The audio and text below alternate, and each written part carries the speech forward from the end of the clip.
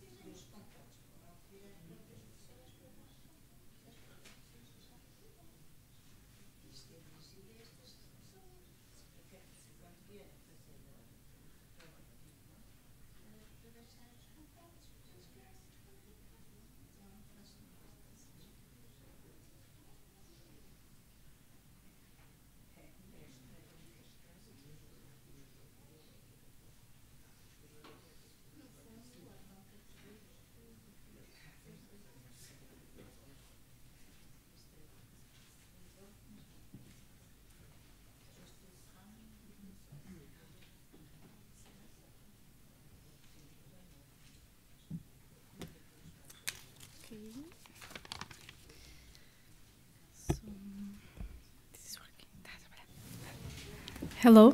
Okay. Boa tarde. Welcome. I will speak now in English. My name is Patrícia Rosas. I am one of the curators of the exhibition Art and Architecture between Lisbon and Baghdad with Ricardo Gares, my colleague. We are showing for the first time in this exhibition a group of works of modern Iraqi art from the modern collection of the Calouste Gulbenkian Museum, and that's why we invite Nada Shabout, and I would like to thank a lot to Nada for being here, because she came from North Texas, and with the drones in the Heathrow airport, it was a kind of delays and everything. So thank you so much, Nada. For those who doesn't know, Nada is professor of art history and coordinator of the Contemporary Arab and Muslim Cultural Studies Institute at the UNT, University of North Texas. Nada, born in Glasgow, Scotland, but her father is from Iraq and her mother is Palestinian. And Nada lived in Iraq and graduated in the Baghdad High School. I think you all also lived in London and in US. Nada is the most important art historian of modern Iraqi art, and it has published several books. Her work on preserving the memory of the Iraqi modern art is relevant and very important. She founded Maya, the Modern Art Iraq Archive. It's an amazing archive with images and texts that you can find online. Maybe Nada also can talk a little bit more about this project. Nada also curated several exhibitions of Arab and Iraqi art, written texts, gave public lectures, and so on about this subject. So I'm not going to take more time. It's a pleasure to have you here in Lisbon. So thank you.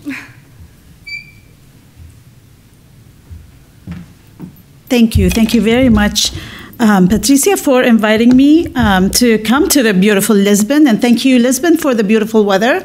Very much enjoyed it after gloomy days in London. So, and I actually did a tour of Lisbon this morning. So I have seen your beautiful city, and I intend to come back to it. And thank you very much for being here.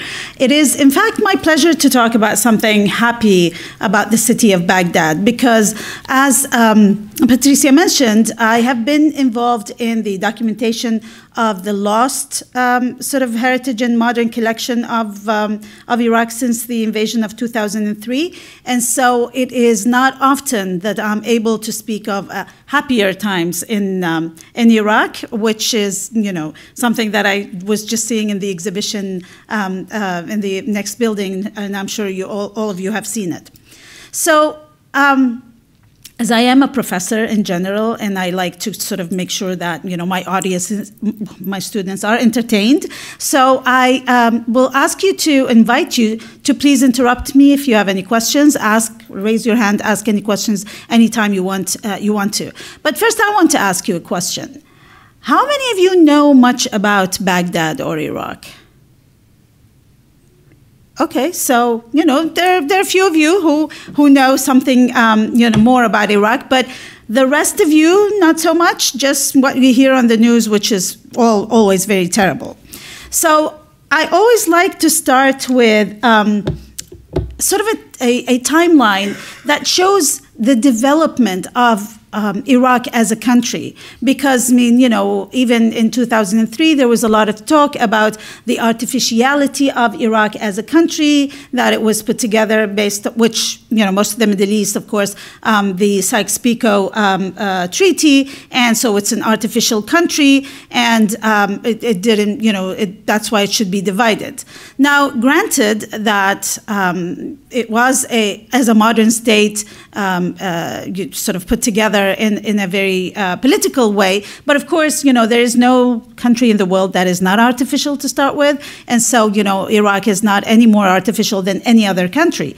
But what is interesting when we look at this timeline to see the expansion and how fast Iraq was growing in the 20th century and changing from a province of the Ottoman Empire to actually a national country that became very modern, as we saw from the drawings that we have in the exhibition in the other building.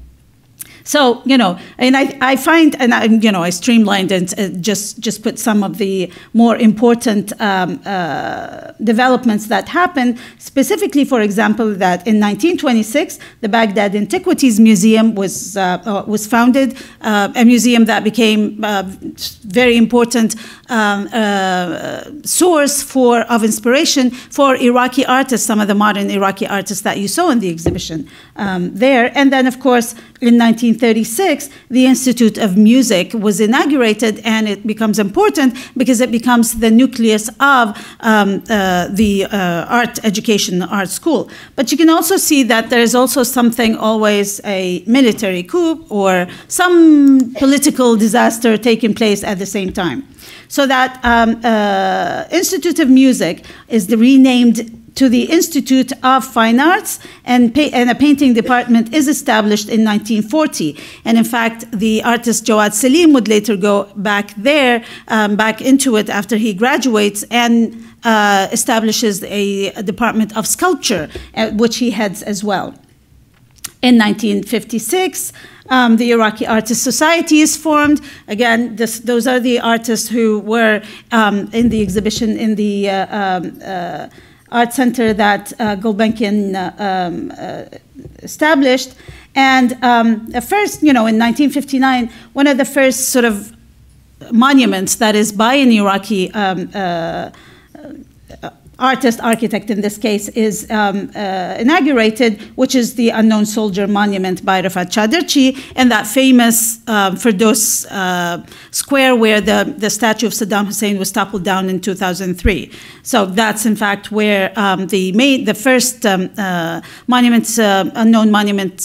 Unknown Soldier Monument was placed, and then Saddam Hussein took it down and built a different one later. But before we even, looking at the development of Iraq and coming particularly to the 1960s, and the 1960s around the world was a decade of a lot of shifts and changes, revolutions, ways of thinking, peace, love, all kinds of revolutions were taking place. And in Iraq as well, there was a major shift in sociocultural importance that happened between the 50s and 60s. But the 1960s actually are very, are an important sort of result of the developments of the 1950s. So my discussion about the 1950s will even start, or the 1960s, will even start a little bit further back to show you, for example, in the art world, how the Iraqi artists, what heritage they had coming towards what they established later. So this is a letter that Gertrude Bell, who was the actually archaeologist who founded the Museum of Antiquity in Iraq, who was an archaeologist, slash spy, as many were at that time, who wrote a letter to her father, clearly not very sympathetic to what Iraqi artists were establishing, what the work that they were doing. And this is, they were, in 1922, there was an exposition, and in it there was one tent with some Iraqi artists exhibiting their work, which clearly she found to be not very interesting.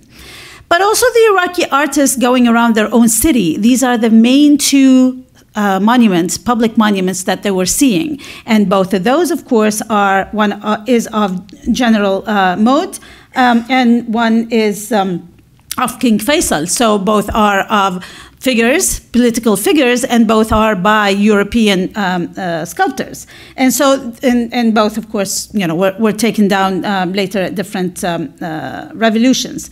So with this sort of heritage in mind, we come towards the 1930s and 1940s where things are completely changing, and we have people who, one of the main important figures of Iraqi art, Jawad Salim, who would say in his writings that Mesopotamian artists were always artists who preferred process than a finished product. So they never perfected something, but they're resilient, and so they will,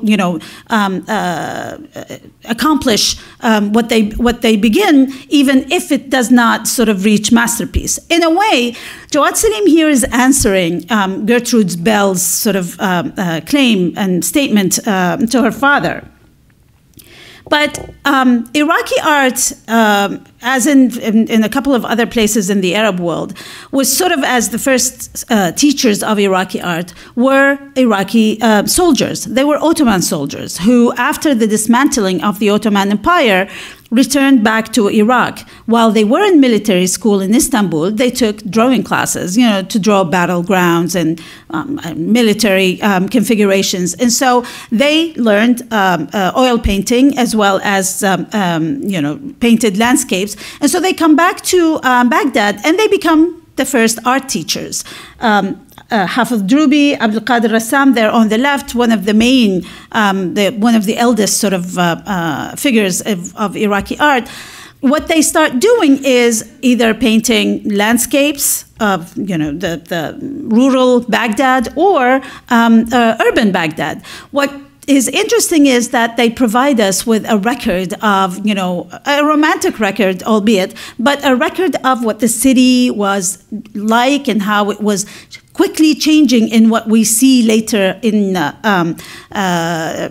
represented by other artists. And in fact, many of the artists that you're going to see in my presentation have works in the exhibition, and so they were very involved in the development of the art center with the Gulbenkian. But again, as most of the post-colonial world, the art scene in Iraq starts with Friends of the Art Society, where there's the development of an art consciousness, of the need or the importance of modern art, and the figures that you're in Arabic, and I'm not sure any of you can see that, Jawad Salim, Ata Sabri, Hafiz Drubi. So those are those figures of the young artist here who become sort of the main artist in Iraq and are directing the development of Iraqi art. As a matter of fact, their legacy continues till today in the contemporary Iraqi artists and how they're moving forward.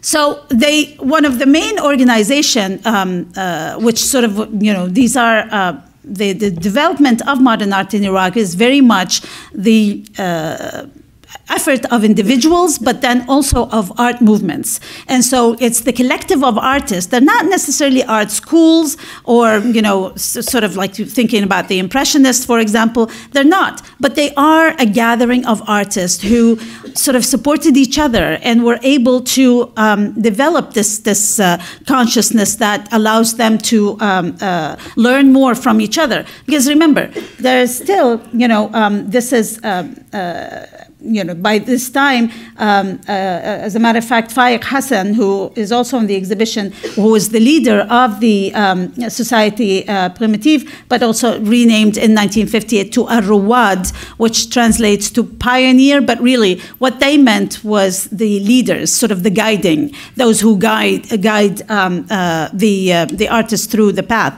But what he did is, and he was already teaching at the Art Institute, and so they were taking classes, but many of them were doctors, physicians, or other professions, but interested in the arts. So this gathering allowed them to sit together, paint together, learn from each other, critique each other's work. So it gave them a place of belonging. But also, he instigated this, every Friday, a trip to the river or to a park. Eventually, in the summer, they would even have like summer camps, and they would have trips to northern Iraq. So in a way, what they were doing through this was taking stock, understanding what is this new Republic of Iraq, because they grew in cities. Someone like Jawad Salim, as a matter of fact, whose father was also an officer, an Ottoman officer. He was born in Ankara. And so, he understands some of the differences even between development of the major sort of hub, Istanbul, and then, the provinces that were neglected during the Ottoman time. And so in this, they're not only learning to become artists and have connections with each other, they're also learning the costumes of the Kurds wear, the Armenians, or, the Southerners versus the North. So in a way, they help the country of Iraq develop a national consciousness based on this understanding of the different figures and people. But they also had a lot of fun, and they would have, parties together, and they would even have costume parties. They start holding exhibitions, because during this time, we were just even talking, Patricia and I, at the exhibition, that in 1961, a first gallery in Baghdad, official gallery, was opened, and it was a small gallery. And then it was 1962 that the Gulbenkian Art Center was established. It has many names. We'll get to that, as we've discovered. And so, meanwhile, what they did is actually sort of exhibited in each other's houses. They had to build their own language as artists, but they also had to start teaching the public, the Iraqi public, that art and modern art is important. They come from the heritage of the sort of what was Islamic art in the general sense of it, which was sort of the traditional, which to them was not sufficient to express their way of thinking or how they were changing. So the 1950s in general in Iraq, and particularly today and since 2003, is always looked back onto as sort of the golden age. The age of potential, the age of hope, the age where things are possible, and many artists were seeking to sort of develop and take part of that. Those gatherings of artists included architects, included poets, included people from all walks of life. They also had sort of like unofficial salons where some of the intellectuals of the country, of the city, or even people of affluence would open their house once a week, and they would in fact have just to get together and discuss issues and what's happening around the world and ideas and so on. So one looks at the 1950s as actually a very long period, a period that started in the mid-40s and that actually ends in the 1960s with a major shift when we come to the 60s. But what was developing during that period is competing visions. So there is a cross-regional, pan-Arab nationalism, and there is Iraqi nationalism. They wanted to understand their own being as a country, as Iraq, but they also understood that they are part of a larger part of what is called the Arab world because of the 1947 crisis that happens in Palestine, and as well as a lot of other regional turbulence that takes place. And artists were very sort of leading in terms of trying to understand where that is. As a result, what becomes known as Iraqi nationalist sort of vision actually is a combination, is something that within it is filters various other understandings and acceptance. So it was a lot more inclusive. When Iraqis, and even till today, someone like my father, for example, when I talk about the diverse Iraqi cultures and personalities, he, of course, is angry with me because he thinks I'm dividing the country by, multiplying it. But because to him, the Iraqi identity and the Iraqi vision included all of those that we are now looking at as subcultures. And so this was, in a way, part of how the Iraqi nationalist image would develop and how those artists would understand it. In the 1940s, even a journal like Al-Fikr al-Hadith, the New Thought, is developed by Jamil Hamoudi, who's an artist himself. And in fact, on this cover, you see an image, a sketch by Jawad Salim, who you'll see over there, with Lorna, his wife, dancing in one of those masquerade parties that they love to have. And during these parties, they would actually then start sketching and drawing. And so the party turns into an impromptu exhibition as well, with a lot of those sketches unfortunately lost now because they were in the Museum of Modern Art that got looted in 2003. But so this is a sketch for a monument in front of the Ministry of, I'm sorry, I forget, one of the ministries. But in the sketch itself expresses the way Jawad Salim was thinking. We can see sort of the Mesopotamian mass, but we can see also it's industrial. And the ministry was something to either a Ministry of Industry or one of those ministries. Yes, okay.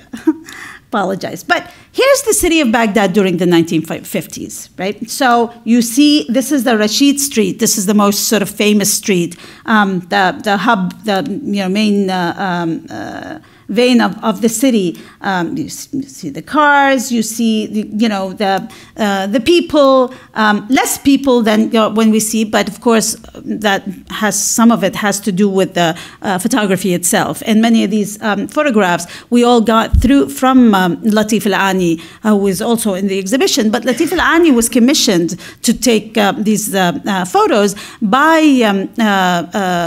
British Petroleum, and so in a way, it was he would take aerial views. He was taking images of the city, not the people. And so, there are more people in the city, but he was just choosing those moments. But this is how the architecture was developing for them. The population was increasing. The ateliers, art ateliers, Hafid Drubi, would start his free atelier, and he, in fact, would teach in one of the universities, but leads a group called the Impressionist group. But they were not necessarily painting in Impressionist styles, but each one in his own style, but he, at that time, kind of, favored Impressionism as a style.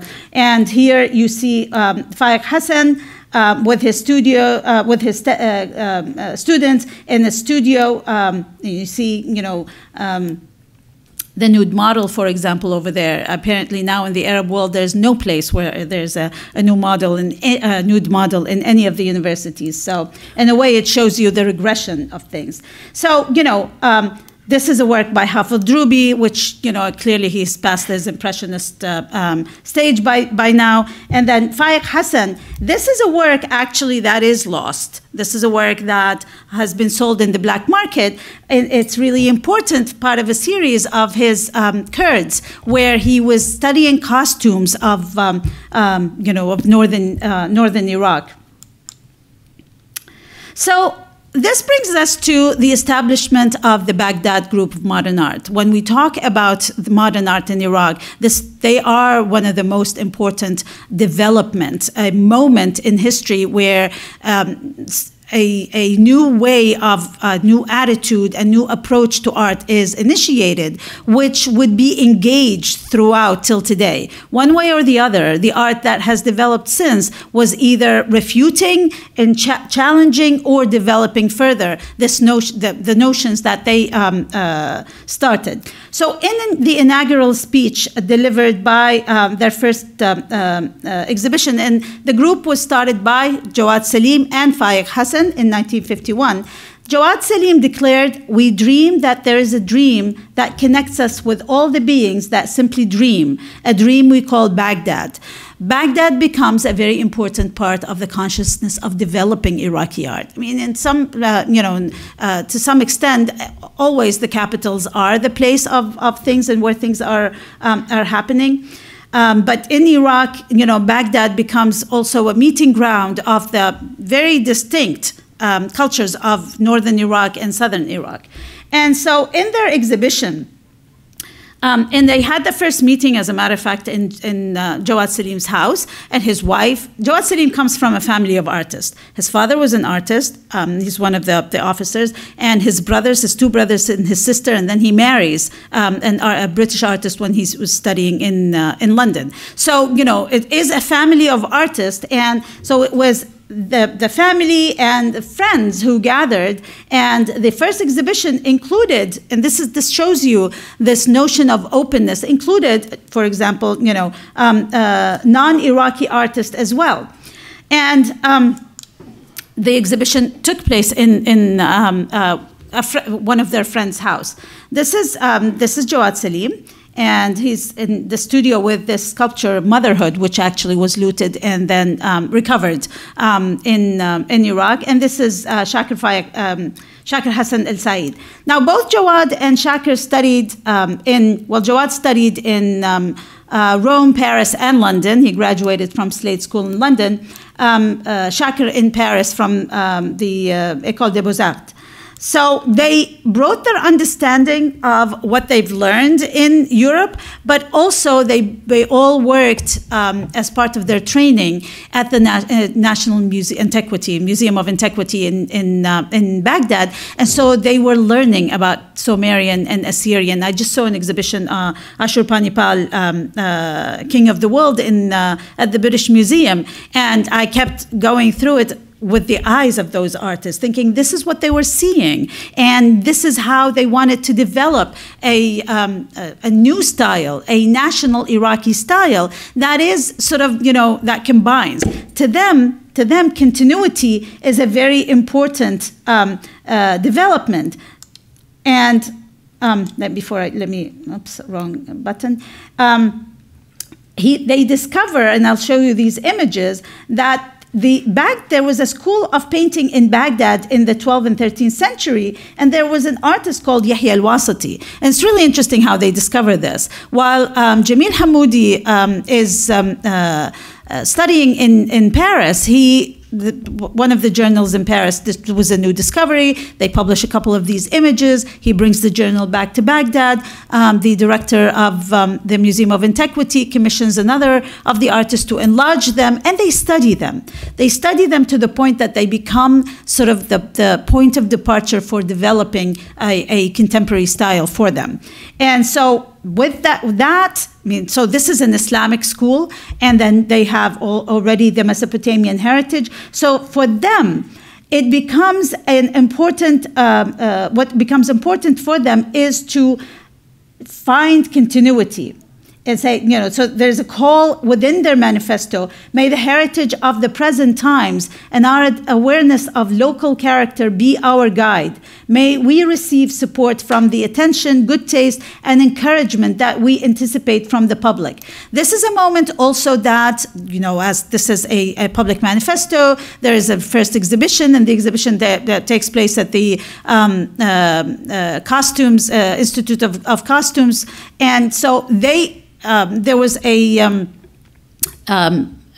journalist who wrote with these exhibitions and these developments. He wrote actually an article calling the artist enemy of the people. It's kind of funny because my president now calls the journalist enemy of the people, and my president being Trump.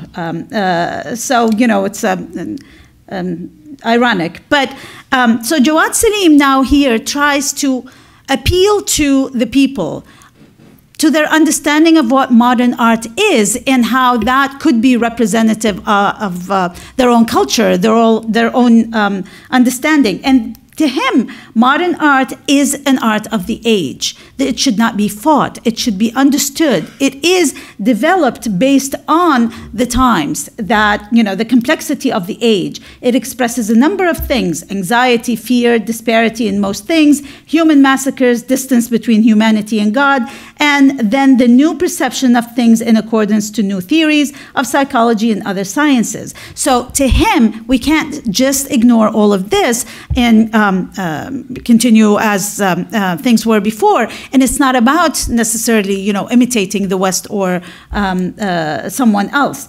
And Jawad Salim was someone who, you know, between the wars, he had to go back between World War I and II. He had to go back to Iraq and waited until he can go to school again and finish his education. But he was very restless. And so he was meeting with a lot of people. But also Baghdad was a place where many soldiers were, stayed for a while, British allies. And so among them, for example, there was a group of Polish artists, soldiers, who would then engage with the Iraqi artists, and they become very important in the development of the story of modern art in Iraq. Now, these are the sketches that I was telling you about from Maqamat al-Hariri by Yahya al-Wasiti. This is a 13th century, it's a 12th century story, like a novel, short stories, an anthology of short stories written by the former head of police from Basra. And it is a masterpiece linguistically, but also it was, along with it, there are these drawings. And I am intentionally not using the word illustration because those drawings don't necessarily illustrate. They interpret and they visualize the text in a very sort of open and free way. And so those showed the Iraqi artist a way of modernism. Because as a matter of fact, they also understood that this is what the Europeans were looking at the time. This two-dimensionality, the color, the importance of line. But very important to them was that they had heritage. There was school of painting. And so that, along with Sumerian characteristics that they were seeing in the reliefs at the museum, were their source where they drew the vocabulary, their art vocabulary, their iconography. So, for example, you can see the change, and all of them studied in Europe. So all of them did naturalism and did whatever modern European styles, and they started with that, but then they slowly moved away from it. This is, 1,000 stories from 1001 Night by Shakir Hassan, who then, start looking at important this is a Return to the Village. This actually is a cockatiel, which is sort of a rooster, an important figure of in Iraqi culture. And so they're starting to look at Iraqi culture, but at the same time, they're very active internationally as well. This, for example, is a sketch by Jawad Salim that was in the exhibition in London in 1952 of the unknown political prisoner, and it was acknowledged by, as one of the had a special mention by the committee. So this kind of back and forth between the local and the international was an important part of the development of the Iraqi art story. This is actually showing there was I keep pressing wrong buttons, I'm sorry. There was an Iraqi art exhibition in the United States, for example. This is at the Pittsburgh Post-Gazette, that, where Iraqi art was shown. But then, of course, this is all part of the State Department political ideologies, to be honest. But what comes out of the development, and Jawad Salim is a very important figure in Iraqi art, because he intellectualized the motifs, excuse me, folk motifs. He took, for example, this is where he developed something called hilaliyat, the crescent shape. You can see the crescent shape in the faces, in the eyes, which are also the almond Sumerian eyes, in the gestures, and these are musicians in the streets, in the architecture. So it becomes also like a pattern, like an Islamic sort of, ornamental pattern that is repeated. And so in a way, in this work, it's a modern work, it's two-dimensional, but in it he does achieve this sort of union, this merger between the Islamic and the Mesopotamian, the ancient and the modern. This is a simple sculpture of mother and child, which again takes that shape of the crescent, the hilaliyat.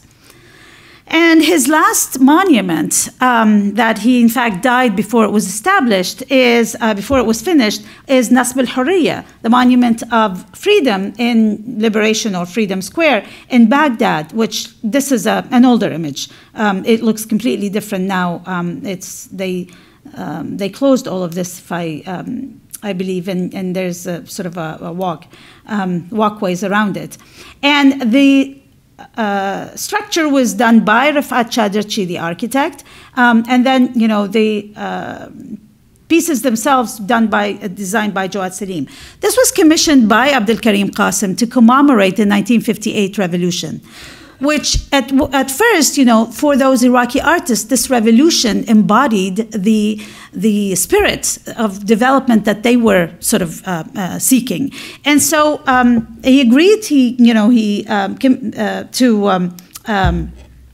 take on the commission, and this becomes the first major Iraqi monument done by an Iraqi artist. And ironically, the only one that still stands till today. So Saddam Hussein, and then 2003, all of the things that passed by kept this one from, dismantling this one.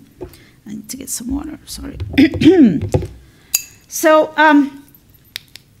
there have been many theories about the figures themselves.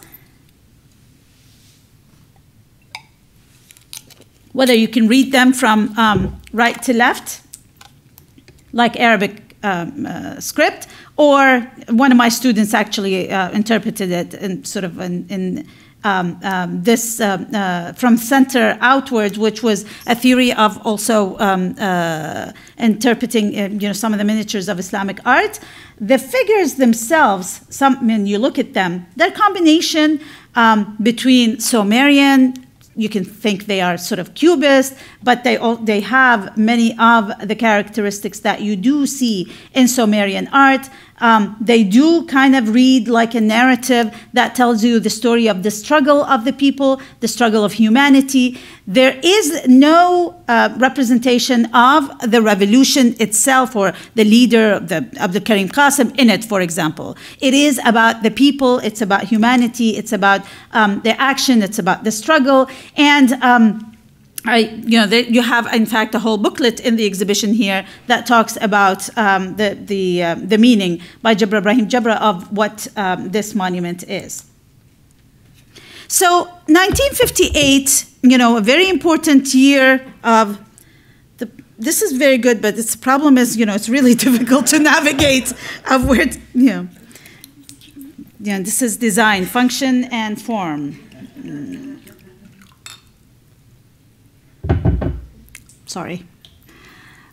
So, you saw the earlier images of Baghdad. You see how the city is developing, how the city is changing. 1958 was a year they thought, the impossible can be achieved. A lot of developments because of the revolution. The king is no longer there. If you noticed in the work of Jawad Salim, there's a romanticized image of the city of Baghdad. I will show you, more of them, I think, in a little bit.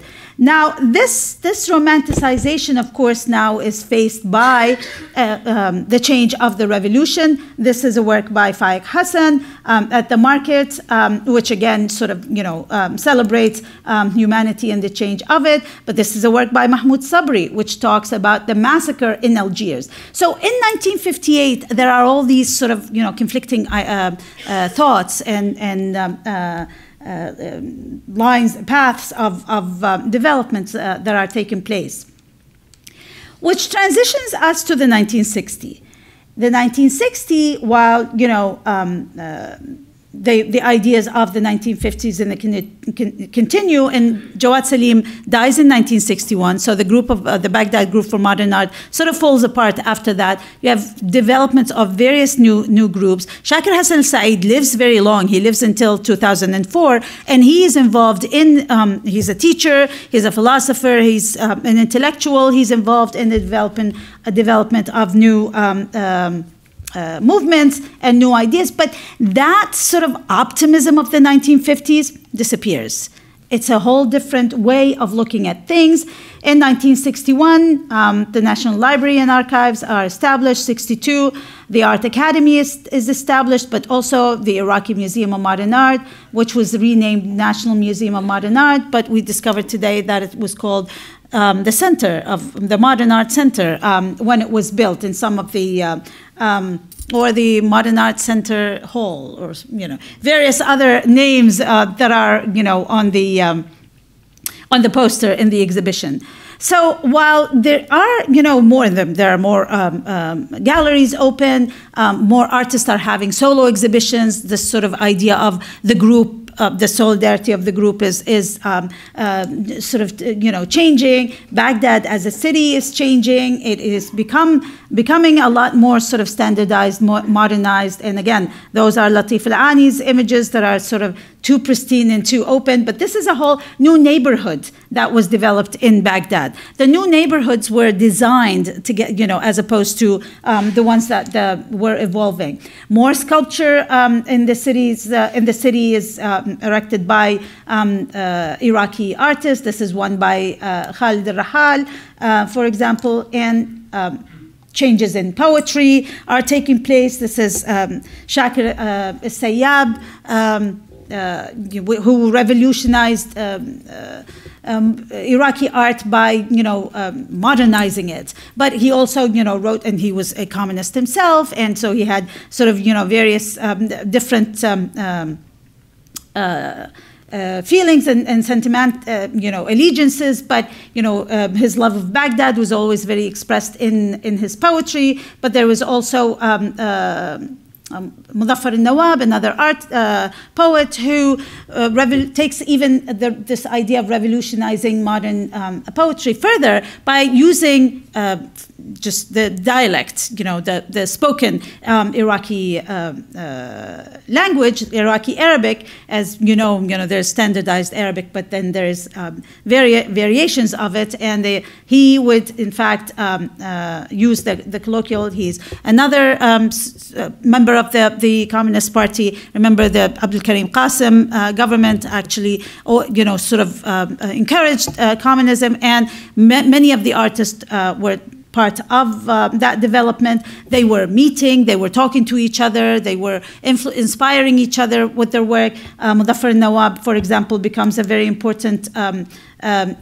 because of the themes that he introduces, becomes very important inspiration for a number of the artists. This is another sculpture, public sculpture by Muhammad Ghani Hikmat in Baghdad.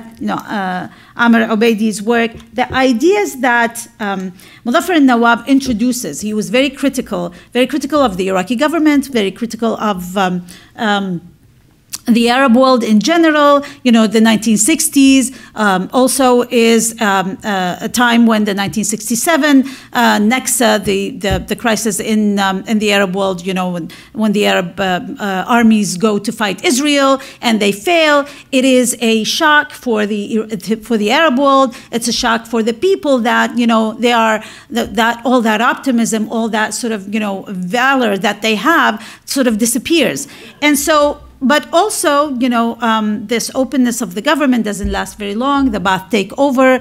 And so there all of a sudden developed this new language that is of opposition.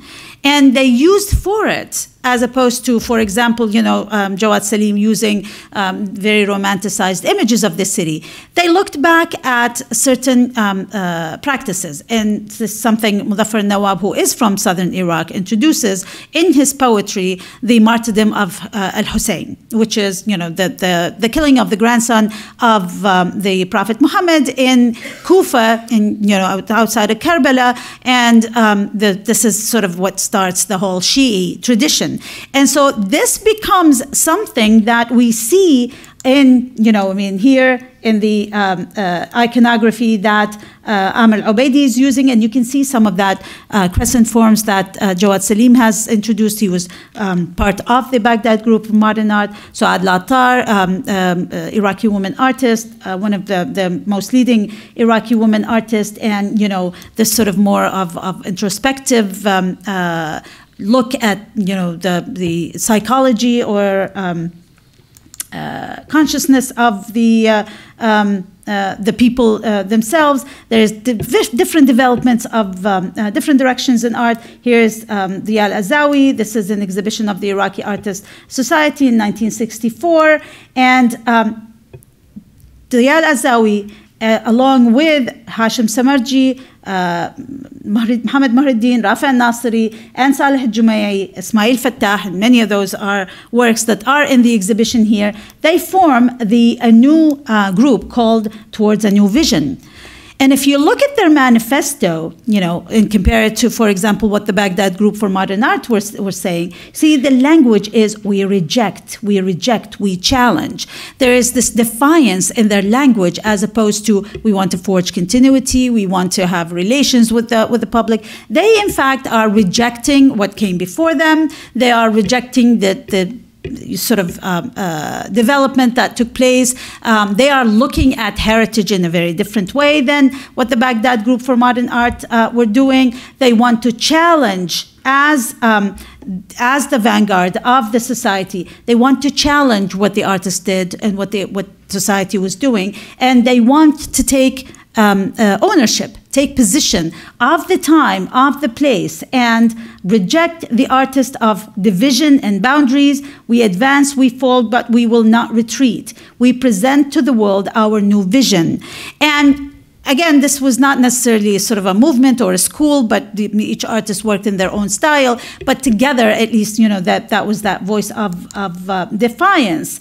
And, poster art becomes a very important, because they become very political, the artists. They are engaged in the politics. The artists of the 1950s, not so much. They were more engaged with the culture and with education as opposed to with politics. And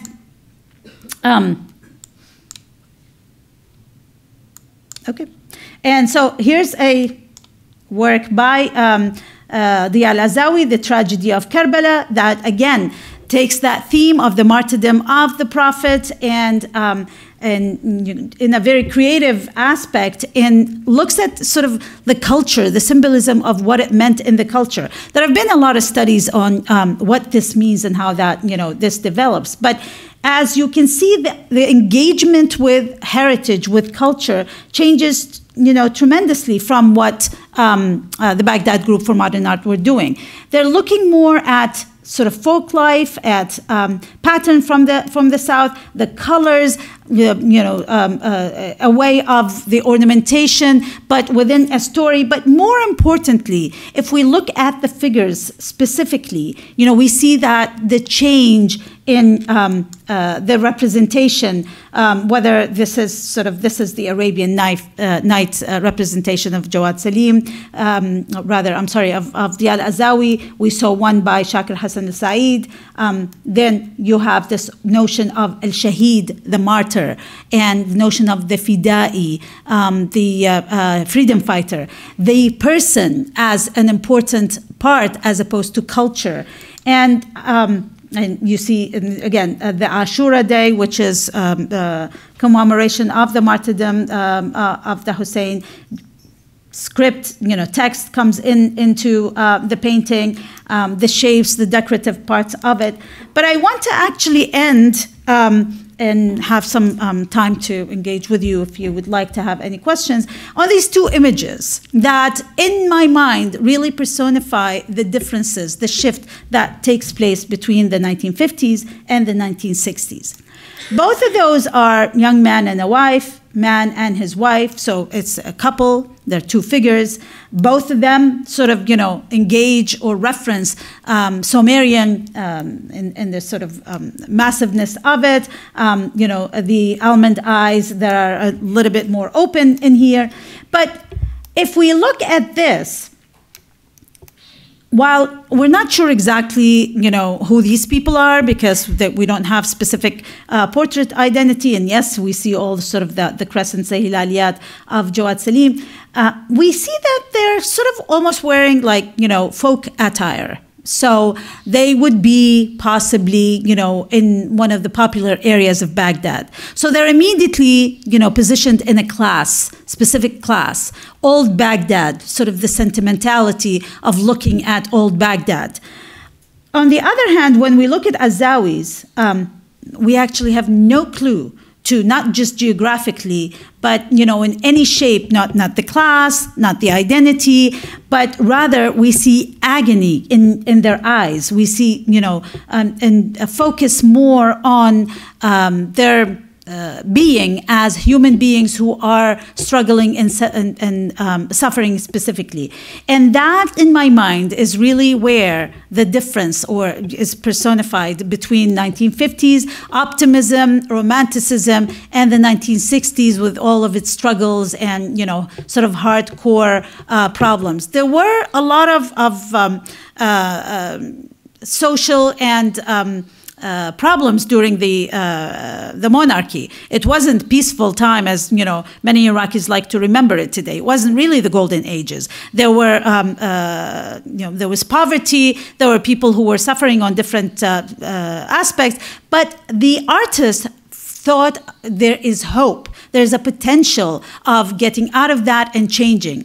Well, in the 1960s, there is a lot more of political upheaval. There are a lot of more sort of killings and change of government and then, as I said, what was happening around in the Arab world. So at that moment of time, this is when Iraqi artists start thinking about their identity more in connection to the region and the Arab artist, and that happens a lot in the 70s, where the artists, the Iraqi artists, are sort of leading in creating collectives of Arab artists, and the union for the Arab artists is established, and they start by meeting in Iraq and in Syria, but that also sort of falls apart quickly after that.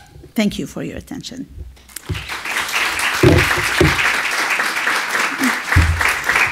So I told Patricia that I'd speak for 40 minutes, but I knew that will never happen. So, 55 minutes later, but, please, if we have any questions, you would like me to elaborate on something, I'm happy to do so. Did you want us to go sit there? Okay, sure.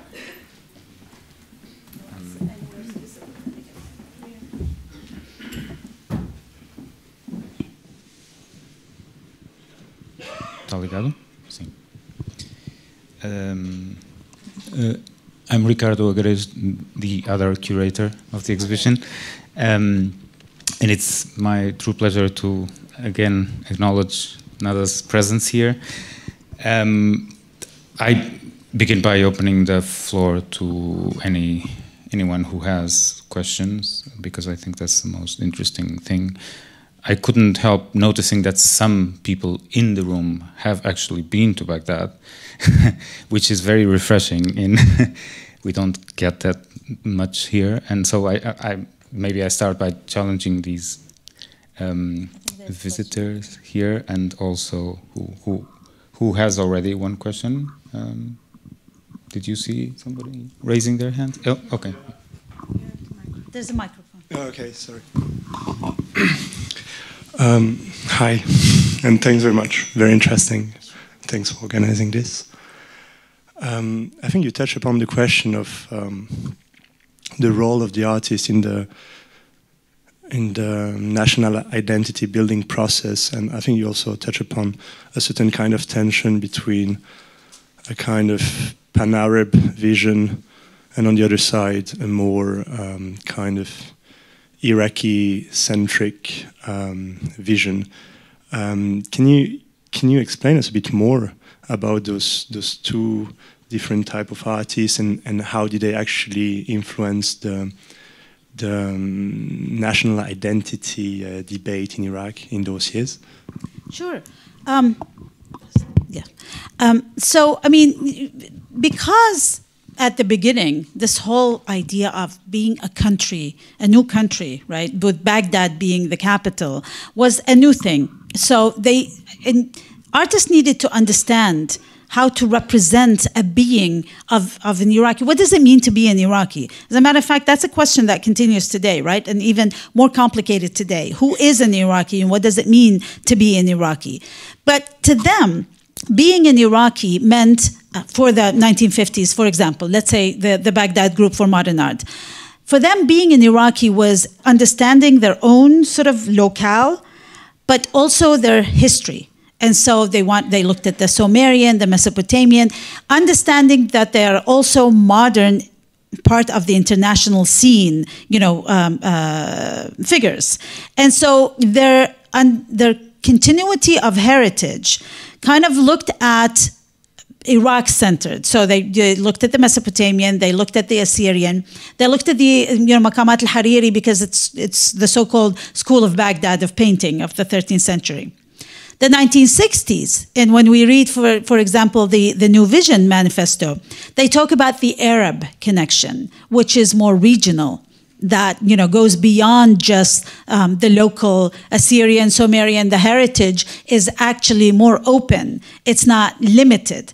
And, of course, we all know that Assyria ruled a lot in what we today is Jordan, Syria, and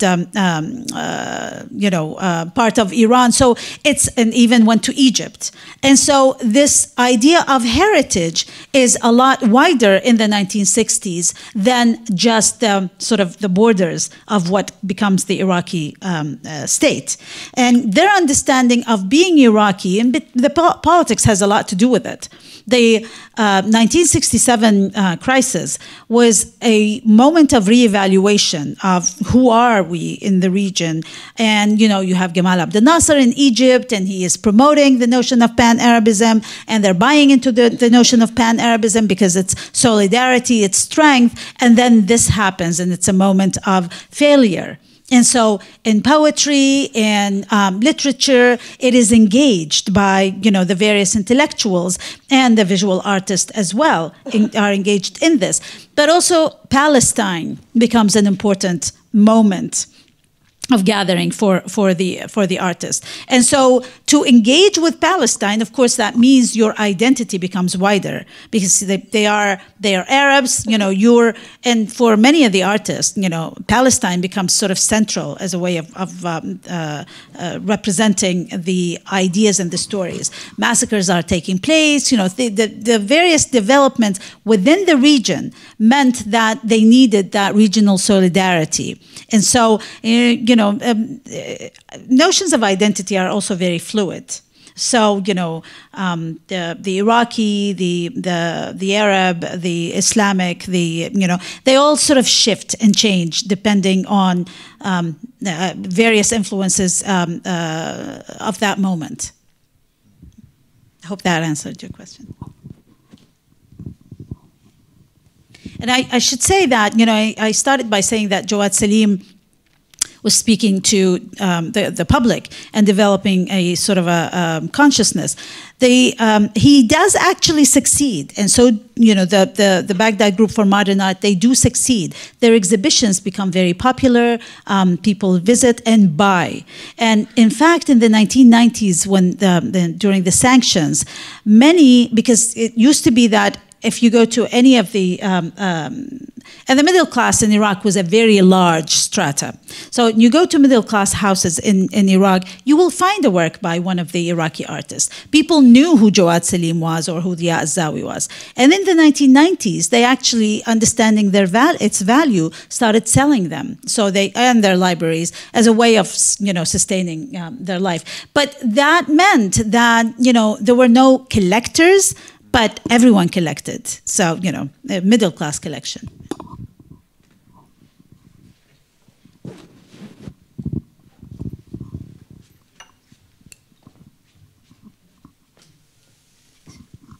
Thank you for your talk. I was wondering about the ethnicities of the artists. Were they of different ethnicities or predominantly, what were the ethnicities? So, this is what is interesting is that when you look at the literature and what they have written during their period of practice, you never see any reference to the specific, ethnic identities. We do know sometimes from the name, we do know from, the history, the biography that those artists come from, whether they are from the north, if they're Kurds, or if they are, from the south, if they are Shiite. But what is most interesting is that that meant nothing during that period of time. You know, it's unfortunate that today, you know, we are trying to, in certain ways, you know, project back. But during that period of time, that meant nothing. Engaging with the martyrdom of the Hussein, for example, that's a Shia practice. But, you know, many of the artists who engaged with the theme were not Shia. And so they were from everywhere. They were from all different parts of Iraq. What they wanted to do, and this is something they did a lot in the 50s, is bring these little sort of ethnic locale, put them together, let it be part of the wider sort of, discourse. They were successful to some extent, you know, in certain ways. But of course, much of that fell apart later, you know, particularly 80s and on. You know, as someone who grew up in Iraq, and, you know, to some extent, I suppose I am sort of partially Iraqi. I can't claim to be a full Iraqi. I don't live there. I haven't lived there for a very long time. But going to school there, you know, ethnicities were never an issue either, you know, so people never thought of it that way. And even Saddam Hussein, you know, he was a dictator, but he wasn't really a sectarian.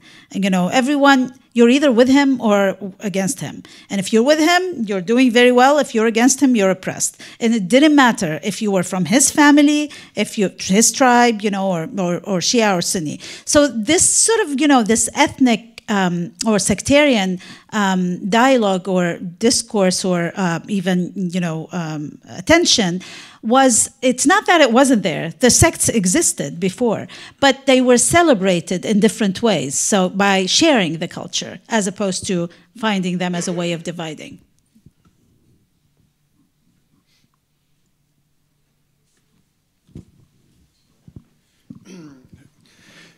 Thank you very much for flying over here and you know, spending time with us and giving us a fresh look at what it was like over there. I'm Iraqi. I'm a product of the 60s, shall we say. I lived most of my life in Iraq during the 60s. I was deeply affected by the art scene / architectural scene. I'm an architect by training. I worked as an architect, probably not anymore. I was definitely affected by the art scene. I know Lorna personally. I know her daughter. I know Ria Al-Azawi. And actually, I paint, and lots of the work that was produced in the 50s and 60s, I was affected by it. Indeed, that period of time was a time of, shall we say, we did not have anything called Christian, Muslim, Shia, Sunna. We didn't think, we thought of ourselves as Iraqis, period. So a lot of the art that we sort of developed, at least my generation, I'm a generation younger than, of course, than Lorna and Jawad Salim and all those people, and even younger than Ria Al-Azawi. A lot of us painted in a way that we used a lot of symbolism in there. Symbolism that also reflected a lot of the ambiguities and problems of society. You were right. Nationalism came into the picture. A lot of our paintings, a lot of the architecture that came up always tried to reflect the nationalism or the Arab nationalism. But at the same time, we didn't want to be Arab nationalists. We wanted to be worldwide nationalists. So a lot of our art and a lot of our designs, we tried to reflect this. I really don't have a question, but I just wanted to make the note that indeed I was really affected by what had happened in the 60s. Unfortunately, things changed. We all know what happened towards the end of the 60s, and a lot of us ended up leaving. But however, there is a large group of Iraqis, artists, architects, who are still in touch with each other. And we do share ideas and we share images through, you know, through the technology and what have you. And it would be really good if we can somehow consolidate a lot of this art, a lot of the architecture. We didn't speak much about architecture, but in the 60s and perhaps into the 70s, there was a lot of interesting architects and architecture coming out over there. That was the vanguard for design that happened in the other Arab world. I mean, if you think about it, back then Saudi Arabia was hardly anything. The Gulf countries, perhaps with the exception of Egypt, Iraq was really a vanguard of architects. They sent them out. When it comes to education, the Iraqis were the ones who sent teachers out to places like Algeria after the French had left, to other countries such as Libya. I really felt it was a country where, besides having the political problem, we had a lot to offer from an artist point of view, from a technology point of view, and it's really a shame how it all fell apart. The generation that came out in those days, my father's generation, which is the 50s and 60s, this is the generation that actually came to with this really intense idea of coming and building the country. Now, building is not just building, building buildings, but also building the society, the mentality, coming up with progressive ideas.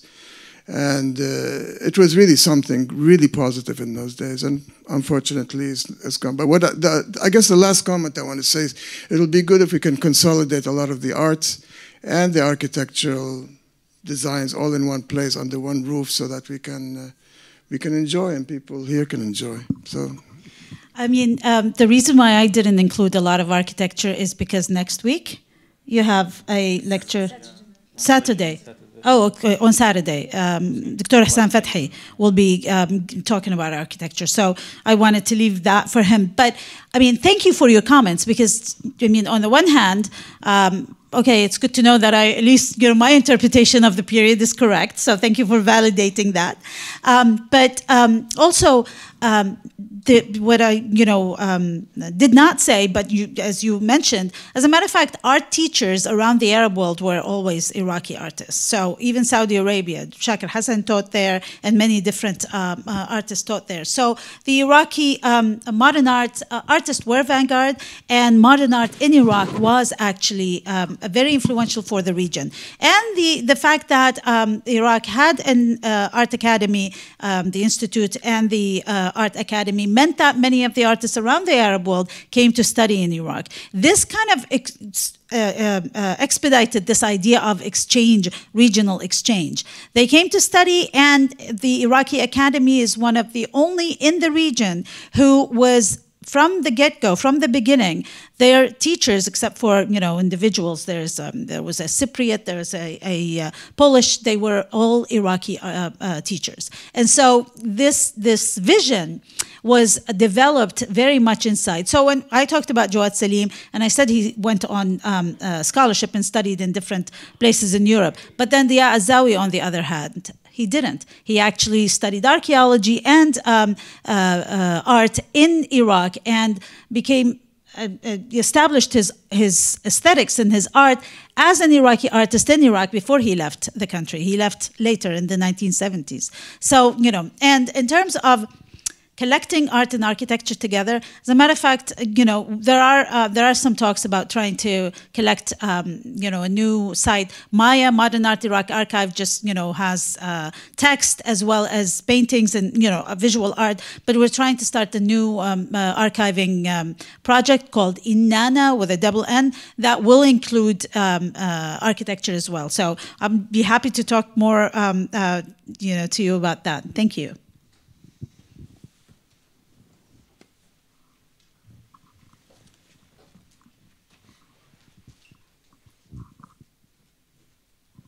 Hi, again, thank you for the really interesting talk. As one of those people who knows next to nothing about Iraq, I was just wondering if you could expand on what you said about the contemporary art efforts and what is going on with the art currently, if you want. So the contemporary, yeah, that's a very complicated issue at the moment, because even in the exhibition in the other building, if you saw it, there is a German contemporary artist who shows parts of taking her sculpture to the museum that was built by Gulbenkian, and shows you the scene of Baghdad and how it changed. And in fact, that building, the Gulbenkian building, was only reopened cleaned up in 2013 when Baghdad was declared the Arab capital of culture. And there were talks about trying to move the museum back there, except now that area is very risky, and so it's not a well-maintained or secured area. So as for what the artists are doing, of course there are artists, there is a contemporary art scene, there are artists who are producing, but I can tell you that most of the faculty from the Art Academy have left, from the Art Institute have left. Very few people are there. There are various efforts to try to repopulate the library because the library was burned in 2003. There are various other problematics why students are not going to classes, but there are few galleries that are open. Some exhibitions take place, but it seems that between the 1950s and 60s, between what I've been talking about and since 2003, there is a world apart. It has regressed. I mean, we're talking about how Iraqi art was vanguard and leading in the region. Well, at the moment, unfortunately, and I don't, it really hurts me to even say that. It is, it has forgotten its history. It has forgotten its heritage. But also, we don't really know that much about what's happening there. I have an artist friend who just returned from Baghdad. She's trying to sort of, make connections with, she used to teach at the academy and she graduated from the academy. She's a student of Shakir Hassan al-Said. She's an artist herself based in London now. She's in contact with artists trying to, maybe do a project together. But she tells me that they need so much more resources in education.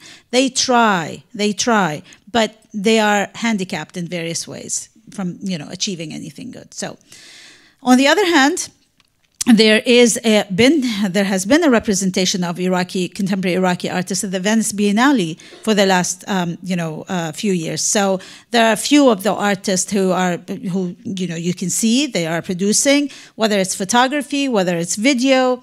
Many of them end up leaving the country so they can work on their art.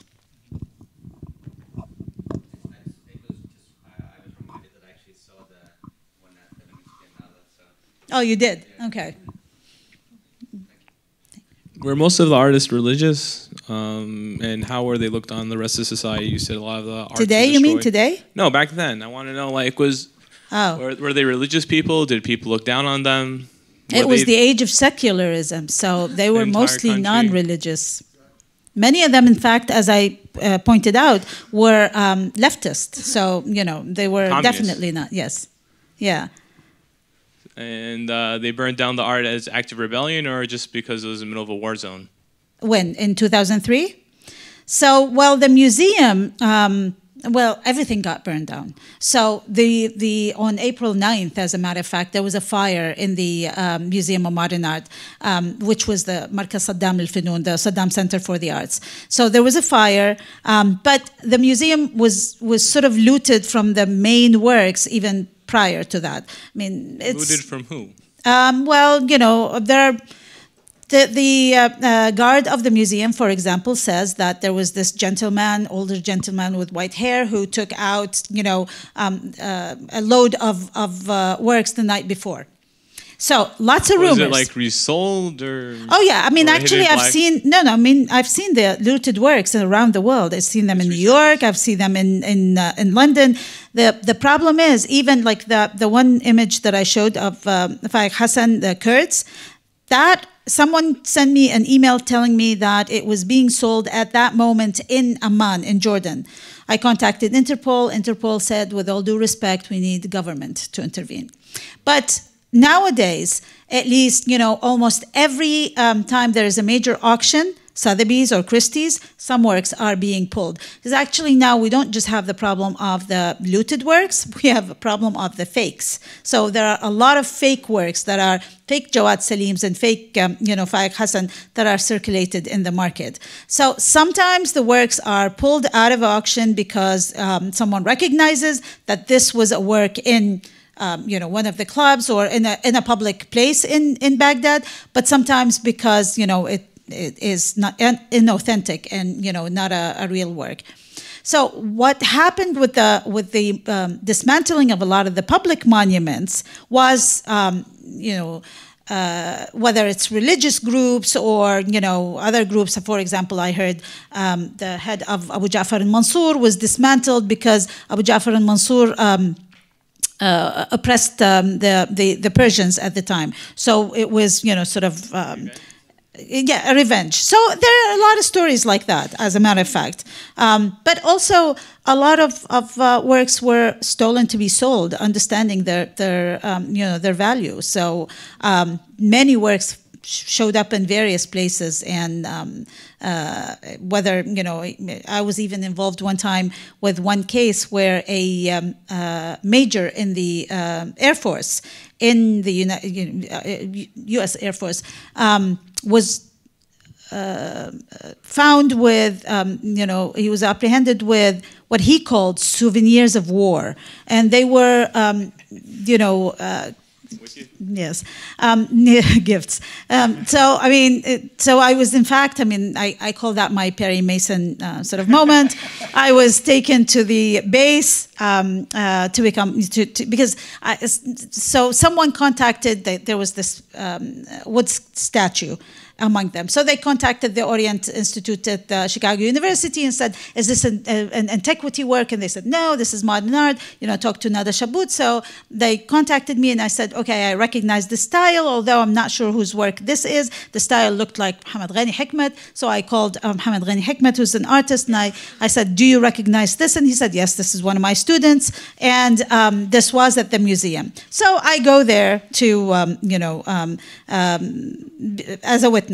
And I walk into the courthouse, and they had the evidence lining up. The souvenirs of war would finance an army with weapons, and there were even uniforms of Iraqi pilots and things like that. And that one wooden statue, who he claimed he found in the fields outside of the airport. Did they punish him? Well, he was discharged. I don't think. I think he was just discharged, and no jail, no fine.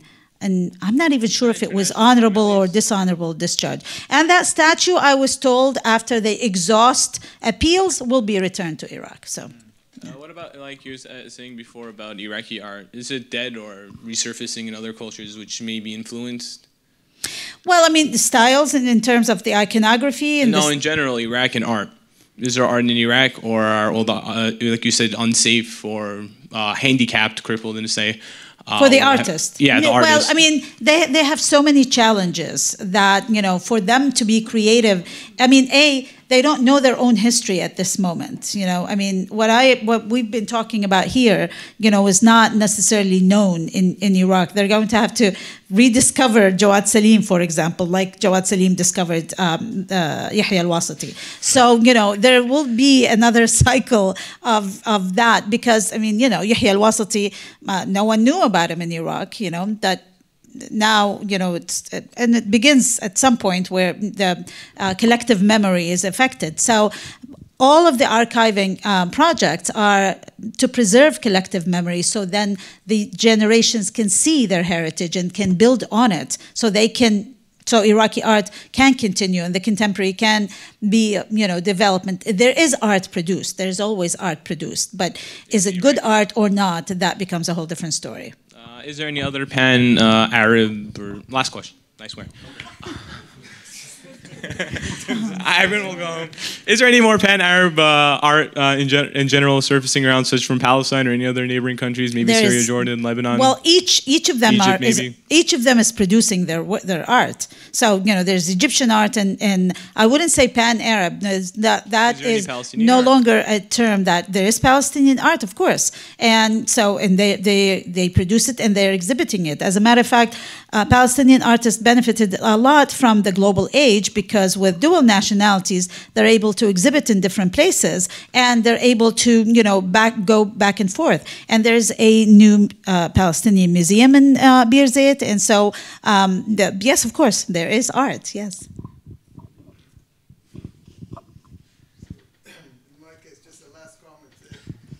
My comment is, I mean, I was deeply affected by one of my teachers, a lady teacher, and I have to say that there was a lot of lady artists during those periods. Of course, there's Widad Al-Orfeli and Suad Attar. Suad Attar was my teacher, actually. So I just want to acknowledge, like, it's not just guys, there's also women. So for those Me Too guys, please keep that in mind. But also, my last comment is also about what happened in 2003, which is, for me, a big crime. And I clearly throw the blame, and I don't want to do the blame thing, but what happened when the U.S. Army went in there, they did not protect a lot of these institutions when they should have, as an invading army. They should have, and by the way, I'm half American. My mom's from Oklahoma, so I'm not speaking out of pure emotions here. They should have protected the Iraqi museum. They should have protected the art institute, but they didn't. They let it burn. They let it go down the drain. They let all the archives get burned. Anything that was history, all of the libraries were burned, and it's as if they did this on purpose. The only institute that was, or shall we say entity that was protected, was the oil ministry. And that was the only one that was protected by the Americans. So thank you, folks. It is what we call erasure of memory. Yes, thank you. Just add another small comment, and not meaning to hold you here too much longer, but it was a real privilege to be engaged in this project and see, and now that I've seen your presentation, it's really enlightening. It sheds a lot of light into this contrast of the 50s and the late 60s, and it's just to say that if you read through the archive like we did, you can actually see this kind of seeping melancholy and kind of sort of skepticism seeping in the late 60s.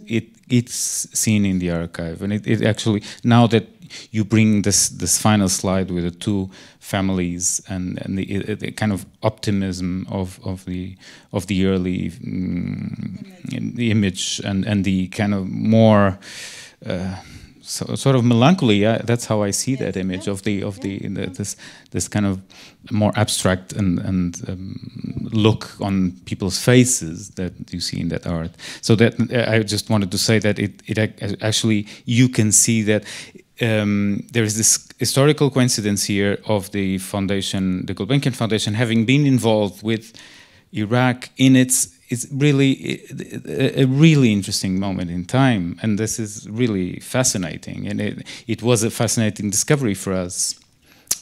This whole thing was a discovery for us, let's put it like that, and to discover that it was a particularly rich and contrasted moment in itself. So the foundation was there for 15 years, or its actions were developed over 15 years' time, and it was exactly these 15 years that went from sort of optimism and several generations of artists towards the early 70s, when the oil was nationalized, and this coincides a bit with what we can read in the archive is also this kind of more perfunctory way of building and funding, and it just doesn't have the same energy, productive energy that it had at the beginning. So this is just to go towards what both of you were saying. So if nobody has any other questions, I would just like to point out the very serendipitous coincidence of us being here. You in your flaming Iraqi red, Patricia's dress has a bit of Iraqi green in it, and I am dressed in Iraqi black.